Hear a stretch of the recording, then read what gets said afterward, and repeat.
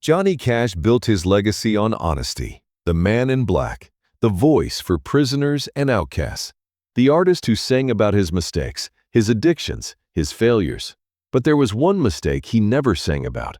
One failure he never acknowledged. One man whose life he destroyed and spent decades pretending didn't exist.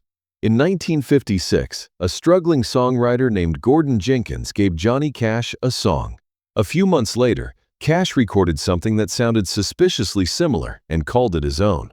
Jenkins sued. The case dragged through courts for years. It cost both men everything: money, reputation, peace of mind. Cash won the lawsuit, but he never stopped running from what he'd done. This is the story Johnny Cash never wanted told. Gordon Jenkins wasn't famous. He should have been. He'd written for Sinatra, for Nat King Cole, for Judy Garland. The man had talent. But by the mid-1950s, his career was dying. The big band sound was dead.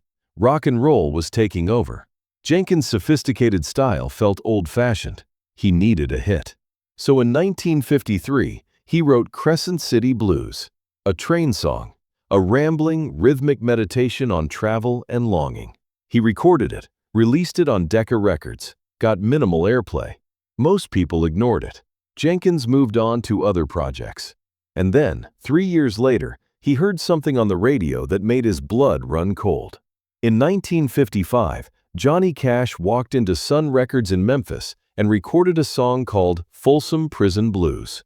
It was raw, simple, just Cash's deep voice, Luther Perkins's minimalist guitar, and that boom-chicka-boom rhythm.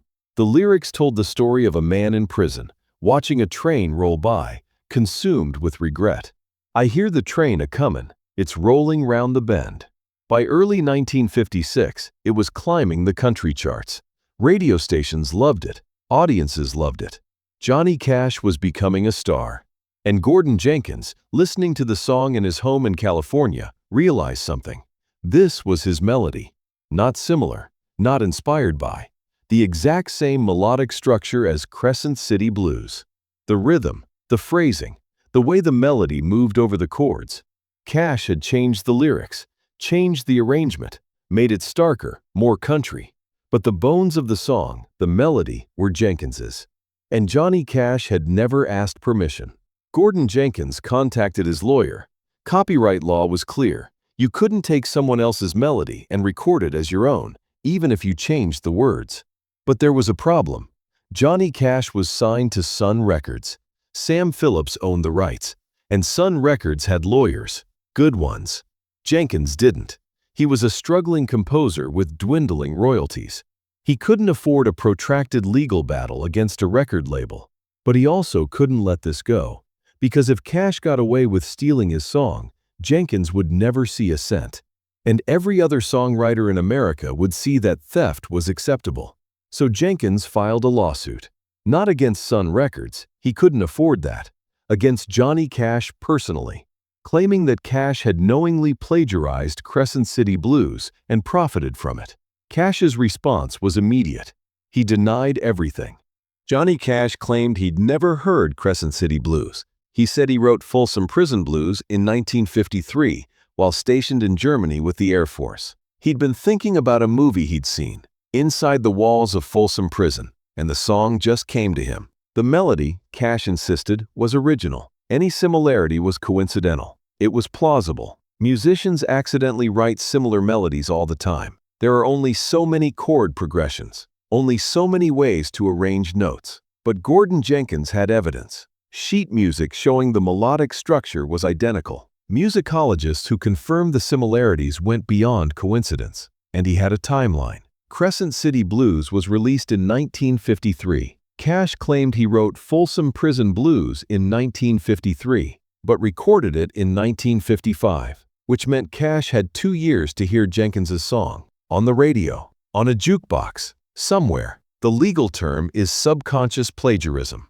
and it was notoriously hard to prove. But here's what makes this case different. In the early 1950s, Cash was obsessed with train songs. He listened to country radio constantly. He collected records. He studied other songwriters. And Crescent City Blues, while not a massive hit, had received airplay on country stations in the South. It's entirely possible Cash heard it once, on a jukebox or a radio, and forgot he'd heard it. Then, 2 years later, when he sat down to write Folsom Prison Blues, the melody came back to him. Not as conscious theft, but as something his brain had stored and regurgitated. This happens to songwriters. George Harrison was successfully sued for subconsciously plagiarizing "He's So Fine" when he wrote "My Sweet Lord." Harrison genuinely didn't realize he'd copied it until someone pointed it out. The same thing could have happened to Cash, but there's another possibility. Cash heard Jenkins's song, liked the melody, and consciously decided to use it,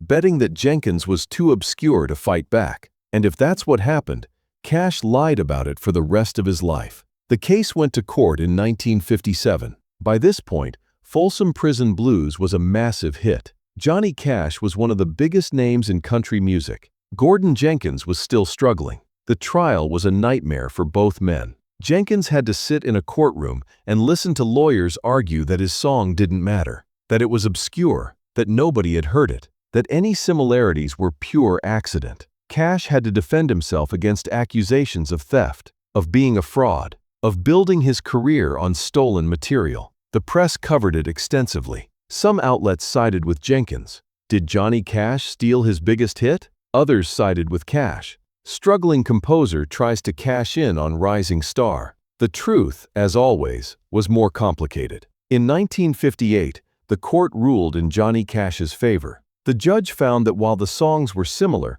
there wasn't enough evidence to prove Cash had deliberately plagiarized Jenkins's work. Subconscious plagiarism wasn't the same as intentional theft, and without proof that Cash had knowingly stolen the melody, the lawsuit couldn't succeed. Gordon Jenkins was ordered to pay court costs. He was financially ruined. The lawsuit had cost him tens of thousands of dollars, money he didn't have. His reputation was destroyed. Record labels didn't want to work with him. Other artists saw him as litigious. Jenkins spent the rest of his career fighting to stay afloat. He continued composing, continued arranging, but the opportunities dried up. He watched Johnny Cash become a legend, watched Folsom Prison Blues become one of the most iconic songs in American music, watched it generate millions of dollars in royalties, royalties that should have been split. In 1984, Gordon Jenkins died in Malibu, California. He was 73 years old. His obituary mentioned his work with Frank Sinatra and Nat King Cole. It didn't mention Crescent City Blues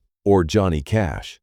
Johnny Cash won the lawsuit, but he never sang about Gordon Jenkins, never mentioned his name, never acknowledged that he might have, even accidentally, taken something that wasn't his. And that silence ate at him. Cash built his entire persona on honesty. He sang about his failures, his addictions, his mistakes, but he never sang about Gordon Jenkins. For 47 years, until his death in 2003, Johnny Cash avoided talking about that lawsuit. And that silence speaks volumes. Because innocent people don't run from accusations, they confront them. Cash ran. In the 1980s, Gordon Jenkins was approached by a music journalist researching the plagiarism lawsuit. Jenkins, now in his 70s, was asked if he still believed Cash had stolen his song. Jenkins paused. Then he said, "It doesn't matter what I believe. The courts decided. Johnny Cash is a legend. I'm nobody. That's how this business works." The journalist asked if Jenkins had ever tried to contact Cash, to resolve things privately. Jenkins shook his head. "What would I say? You stole my song and ruined my life? He knows, and he chose to pretend he doesn't. That tells me everything I need to know." Jenkins died 2 years later. Johnny Cash never reached out, never apologized, never acknowledged that Jenkins might have been right. In 2003, Johnny Cash was dying. Complications from diabetes, respiratory failure, his body shutting down after decades of abuse. June Carter had died 4 months earlier. Cash was ready to go. But according to one account, never fully verified, Cash said something strange in his final days. He was talking to his son, John Carter Cash, about his legacy, about the songs he'd written, the impact he'd had. And then, out of nowhere, he mentioned Gordon Jenkins. "I should have said something," Cash supposedly said, "about the song. I should have made it right. John Carter asked what he meant. Cash closed his eyes. It doesn't matter now. Those were some of the last coherent words Johnny Cash ever spoke. He died on September 12, 2003. In 1968, 13 years after Folsom Prison Blues was released, Johnny Cash recorded a live album at Folsom State Prison. The album was called At Folsom Prison. It became one of the most successful albums of his career. And the opening track, the song that launched the whole performance, was Folsom Prison Blues. The inmates roared when Cash sang the line, "But I shot a man in Reno just to watch him die." They loved the darkness, the honesty, the refusal to sanitize violence. But none of them knew the song's real origin story. None of them knew about Gordon Jenkins. None of them knew that the melody they were hearing, the melody that had made Johnny Cash a legend, might have belonged to someone else. A man who died broke. A man who died forgotten. A man whose name Cash never said out loud. Because some truths are too complicated to fit into a 3-minute song, even for the man in black.